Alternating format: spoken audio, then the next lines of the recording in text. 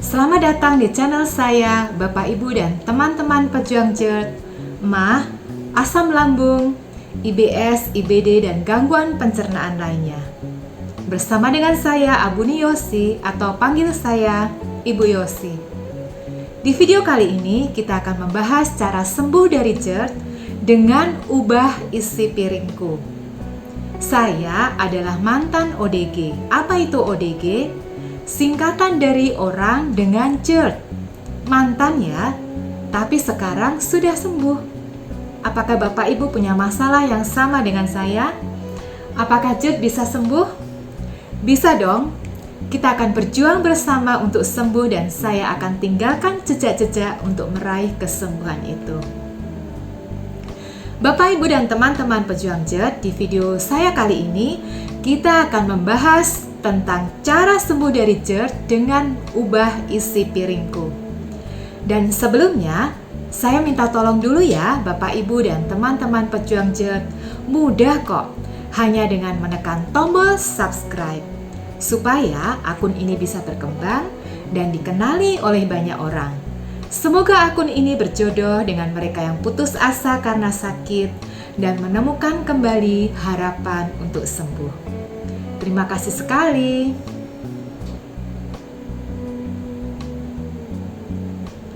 Bapak, Ibu, dan teman-teman pejuang GERD. Setahun lalu ketika tiba-tiba saya jatuh sakit dan dokter memvonis saya sebagai pasien dengan status GERD akut, saya benar-benar bingung. Harus mulai mengubah pola makan dari mana? Selama ini saya merasa sudah menjalankan makan sehat versi saya. Lah kok malah masih bisa sakit? Akhirnya, saya memantapkan hati mendaftarkan diri sebagai pasien dari Dr. Tan Sut Yen via Zoom, jarak jauh, karena memang pada waktu itu sedang terjadi puncak pandemi COVID Delta. Semua pasien tatap muka beliau dialihkan dan dilayani lewat online, termasuk saya. Siapakah itu Dr. Tan Sut Yen? Beliau adalah dokter tercantik yang pernah saya kenal. Dokter gizi terbaik di negeri ini dan juga seorang dokter yang sangat terkenal memberdayakan dan mengajari pasiennya supaya melawan ketidakberdayaan karena sakit. Apa yang saya dapatkan dari beliau selama konsultasi? Ini Bapak Ibu, gambar piring. Beliau cuman katakan, gambar ini tolong difoto, dibaca, dan dipraktekkan. Hah, apa itu? Saya juga kebingungan. Tapi yang namanya orang sakit pasti tidak punya pilihan selain nurut sama dokternya kan? Saya mulai pelajari ada apa dengan isi piringku. Kemudian belajar bertahap mempraktekannya. Dan hasilnya sungguh luar biasa. Saya hanya sekali saja pergi sebagai dokter, sebagai pasien kepada Dr. Tan Sut Yen. Dan tidak balik-balik lagi karena nasihatnya sangat bermanfaat menjadikan saya sehat dan sembuh. Ada apa di balik isi piringku yang bisa membawa kesembuhan bagi orang dengan GERD akut seperti saya? Ayo, kita mau belajar bersama. Semangat ya! Bapak, Ibu, dan teman-teman pejuang GERD, apakah sudah memenuhi kebutuhan nutrisi sehari-hari sesuai dengan isi piringku yang dipandu oleh Kemenkes RI? Dulu, kita tahu slogannya 4 sehat 5 sempurna. Itu sudah sangat familiar dengan kehidupan kita. Slogan untuk makan sehat yang dimulai dari makanan pokok, lauk pauk, sayur-sayuran, buah-buahan, dan wajib dan tidak lupa susu yang menjadikannya sempurna. Benar begitu ya Bapak, Ibu, dan teman-teman pejuang GERD?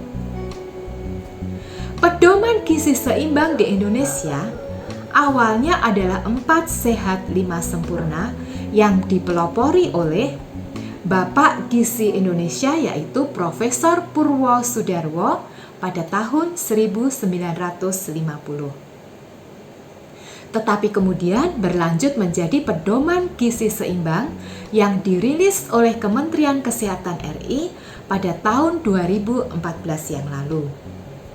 Perubahan ini didasari karena konsep makan 4 sehat dan 5 sempurna sudah tidak sesuai lagi dengan perkembangan ilmu gizi dan masalah-masalah gizi saat ini. Termasuk diantaranya adalah masalah kegemukan, obesitas, dan terlalu kurus. Pedoman gizi seimbang atau yang sering disingkat dengan PGS, tujuannya adalah untuk menyediakan pedoman makan yang berperilaku sehat bagi seluruh lapisan masyarakat Indonesia. Bapak, Ibu, dan teman-teman pejuang JERT, berikut panduan makan gizi seimbang isi piringku yang dirilis oleh Kemenkes RI yang harus kita ikuti. Isi piringku merupakan program buat kita semua untuk mengerti bagaimana porsi makan yang sehat. Secara umum, isi piringku menggambarkan porsi makan yang dikonsumsi dalam satu piring. Saya ilustrasikan penjelasannya melalui piring ya. Ini adalah piring yang saya bawa.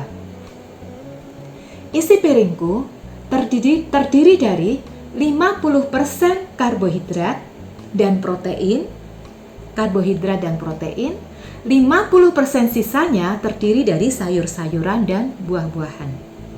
Seperti ini ya. Sekali lagi saya jelaskan ya. Satu piring dibagi 2. Setengah piring pertama berisi karbohidrat dan protein. Dengan porsi karbohidratnya 2/3 dan sepertiganya protein untuk lauk pauk.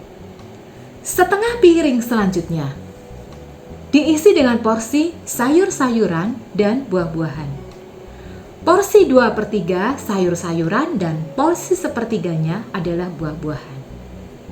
Mengerti ya Bapak Ibu? Panduan makan sehat tersebut tidak hanya membuat kenyang, tetapi juga memastikan bahwa tubuh sehat dan tercukupi oleh gizi. Isi piringku Kemenkes RI berisi tentang pertama, makanan pokok. Makanan pokok merupakan pangan dengan karbohidrat yang pada umumnya dikonsumsi oleh berbagai masyarakat bangsa di Indonesia yang menjadi ciri khas tiap suku-suku bangsanya.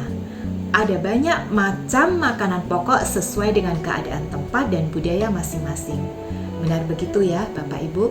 Seperti misalnya orang Jawa sebagian besar makan beras.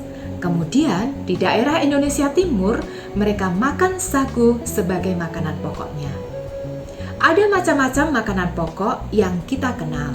Di antaranya beras, sagu, jagung, ubi, singkong, talas, uwi, dan sebagainya. Sebagai panduan gizi seimbang dalam satu piring, disarankan mengkonsumsi makanan pokok sekitar 3 centong nasi atau 150 gram nasi yang setara dengan 3 buah kentang ukuran sedang dengan berat kira-kira 300 gram. Bapak, Ibu, dan teman-teman pejuang JERT, kalau saya pribadi, pusing ngitungin yang gram-gram begitu. Yang sampai sekian gramnya tuh harus dijatah. Pusing banget. Kita itu kan sebenarnya sudah pusing dengan memilih rotasi makanan dan variasi bahan pokok. Karena beraneka ragam jenisnya. Masih harus dengan timbang-timbang dan hitung-hitung jumlah kalori. Kalau saya enggak sanggup sampai menimbang-nimbang bergram-gram begitu. Kalau saya, Bapak Ibu dan pejuang JERT, biasanya saya cuma atur komposisi porsinya aja, tapi tidak pernah ambil timbangan secara khusus dan meletakkannya di atas piring makan. Bapak Ibu dan teman-teman pejuang JERT, saya hanya fokus ke jumlah porsi besarnya saja. Ini ya. Setengah piring pertama terdiri dari 2/3 karbohidrat dan 1/3 protein lauk pauk. Isi piringku Kemenkes RI yang kedua berisi tentang lauk pauk. Lauk pauk dalam isi piringku terdiri dari protein hewani dan nabati. Kita semua sudah tahu itu.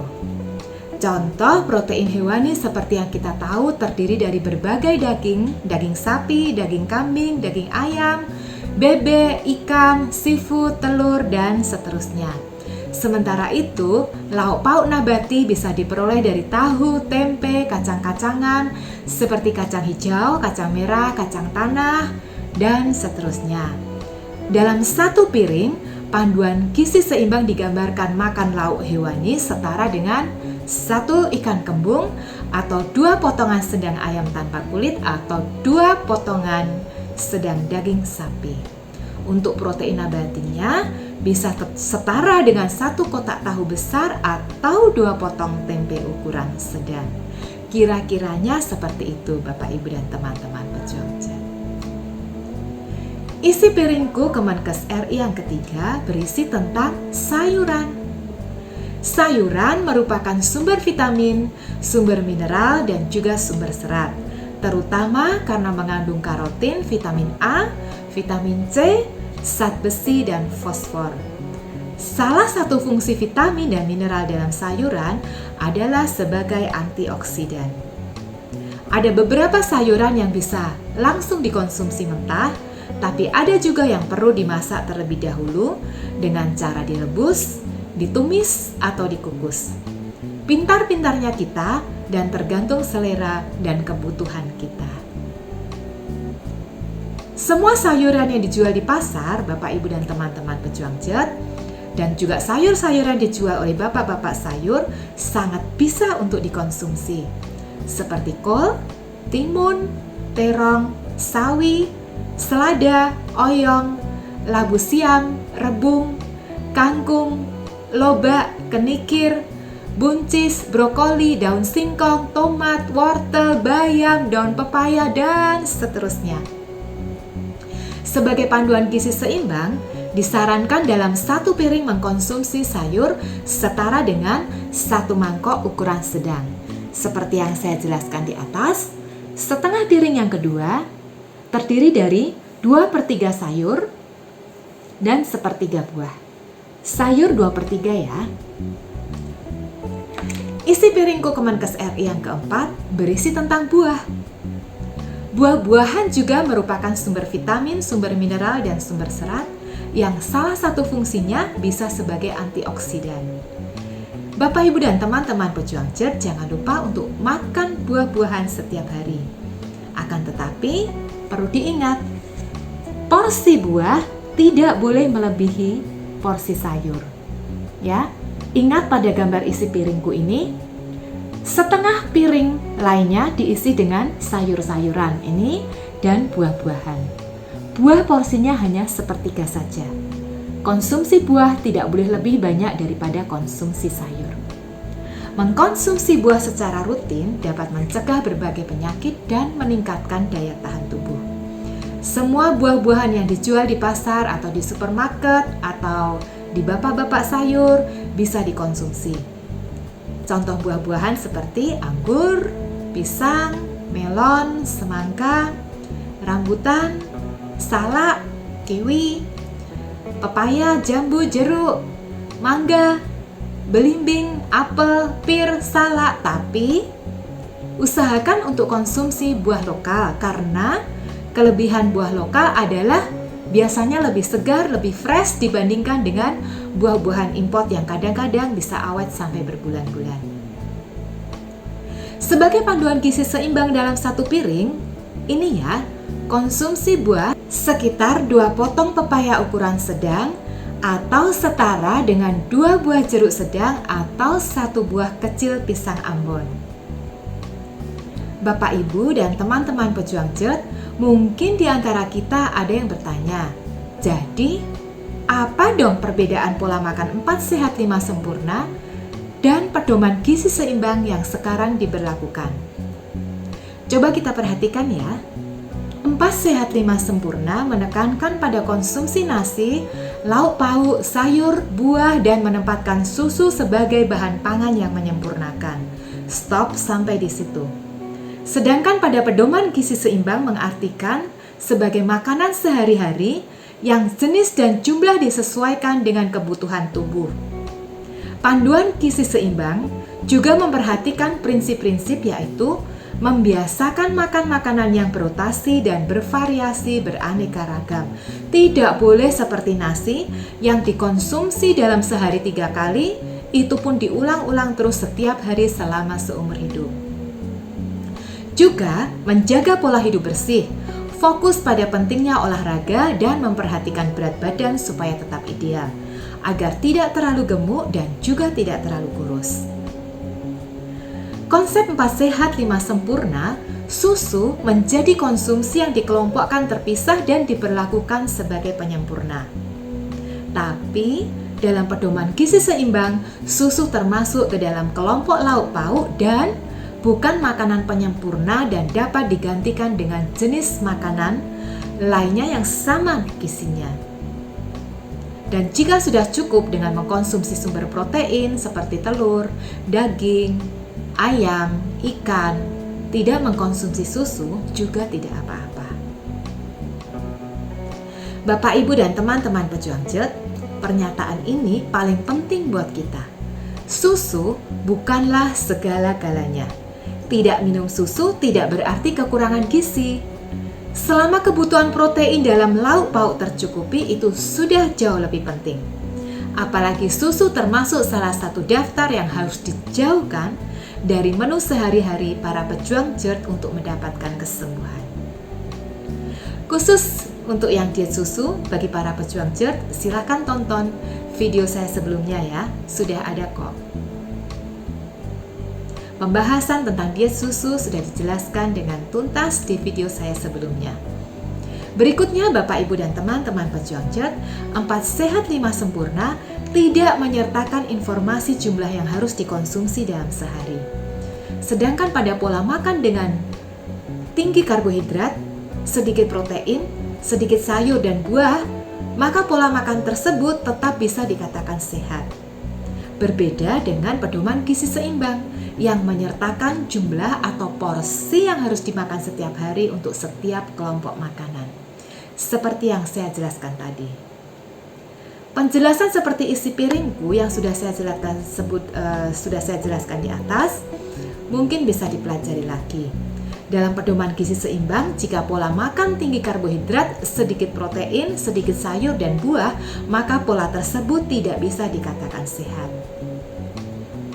Berikutnya, Bapak, Ibu, dan teman-teman pejuang JERT, 4 sehat 5 sempurna tidak menggambarkan bahwa tubuh perlu minum air mineral. Sedangkan di pedoman gizi seimbang menjelaskan betapa pentingnya mencukupi kebutuhan minum air mineral minimal sekitar 8 gelas per hari atau setara dengan 2 liter air. Bapak, Ibu, dan teman-teman pejuang JERT, kita kembali pada isi piringku. Buat saya pribadi, ini adalah panduan atau petunjuk porsi makan dalam sekali penyajian untuk orang sehat, supaya hidupnya tetap sehat alias tidak jatuh sakit. Tetapi bagaimana dengan kita yang sudah terlanjur sakit dan dalam proses menuju kesembuhan? Tidak bisa pakai ukuran yang sama dong. Harus ada perbedaan dengan cara sedikit digeser porsinya. Dari mana ke mana? Porsi terbesar yang harus dikonsumsi adalah sayur-sayuran. Usahakan mencapai 60-70% dari total asupan makanan harian kita. Porsi yang harus dikurangi adalah buah-buahan dan juga karbohidrat. Karena untuk kita yang punya masalah dengan JERT, gangguan pencernaan lainnya, tidak cocok mencerna karbohidrat dalam jumlah besar seperti cara makan orang kebanyakan pada umumnya. Bapak, Ibu, dan teman-teman pejuang JERT, walaupun masing-masing reaksi orang berbeda-beda, tapi pada umumnya hanya bisa mengkonsumsi sedikit karbohidrat dan juga sedikit buah-buahan saja. Ukuran small atau medium saja bagi kita-kita yang sudah punya masalah dengan pencernaan. Di video saya selanjutnya kita akan bahas khusus tentang sayuran sebagai porsi terbesar dari isi piringku. Sayuran sebagai garda terdepan pola makan harian untuk mencapai kesembuhan dan mempertahankan hidup sehat kita. Bapak, Ibu, dan teman-teman pejuang jet, apakah sudah mengerti atau masih agak bingung dengan penjelasan isi piringku? Kalau masih bingung, gampang sebenarnya bisa dibuat. Beli aja piringnya seperti saya. Ini murah kok, cuman Rp8.000 dan di penjual online banyak sekali dijual.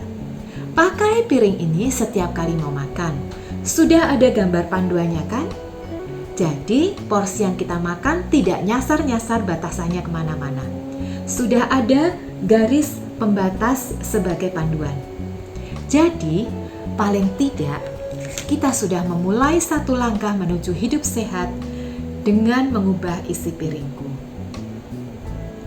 Bapak, Ibu, dan teman-teman pejuang jet, kita percaya bahwa kesembuhan itu terjadi atas seizin Tuhan. Tapi tetap ada bagian yang harus kita lakukan dan kita kerjakan. Niat dan kekuatan untuk berjuang menentukan seberapa besar kesembuhan boleh terjadi. Dan proses pastinya tidak akan mengkhianati hasil. Kalau saya bisa sembuh, kalian semua juga pasti bisa sembuh. Please bantu akun ini dengan tekan tombol subscribe. Berikan tanda like bila informasi ini bermanfaat. Dan juga bagikan ke banyak orang yang di luar sana yang membutuhkan. Jika ada pertanyaan atau tanggapan, Bapak, Ibu, dan teman-teman pejuang jet boleh tulis komen di bawah ini. Terima kasih sekali atas dukungan yang diberikan kepada saya. Salam hangat dari saya, Abuni Yosi.